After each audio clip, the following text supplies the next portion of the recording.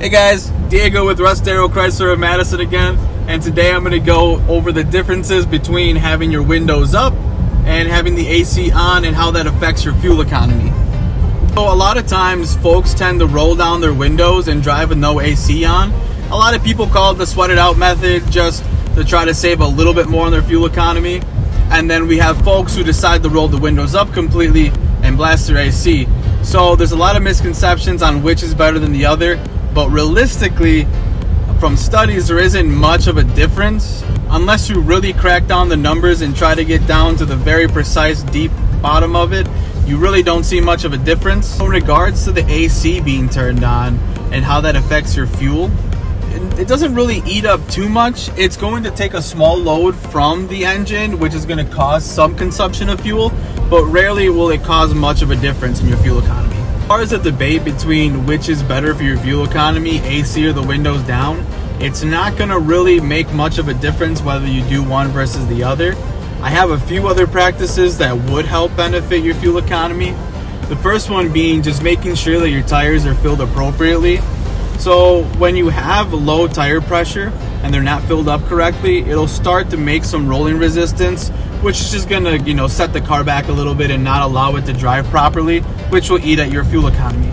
And the other thing too is driving conservatively. So you don't really want to slam on the gas. You want to make sure that you ease into your brakes.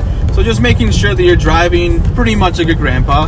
And the last thing really is just a lot of vehicles have auto start stop. So when you're sitting idled for a bit, it feels like it shuts off, so it helps your fuel economy some more.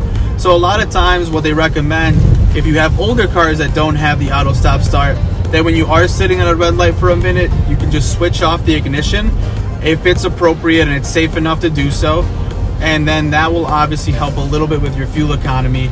With idling vehicles, as far as reports go, it says that it's about a quarter to a half a gallon of fuel can be consumed per hour while in idle. And mainly too, as long as you keep your car maintained, it's gonna run perfectly fine. Just make sure you're doing oil change, brakes, all the needed required maintenance your vehicle desires and needs, just so you're getting the best fuel economy possible too. Including everything, really windows down or AC on, those two factors will not affect your fuel economy too much. But if you remember some of the pointers I gave you, and like I said, maintenance, that's a big key, you'll receive way better fuel economy. But if you still have any questions about anything in regards to fuel economy, please don't hesitate to give us a call to our service department or even our sales department. We have tons of knowledgeable salespeople that would be more than happy to help you out and answer some questions. Thank you.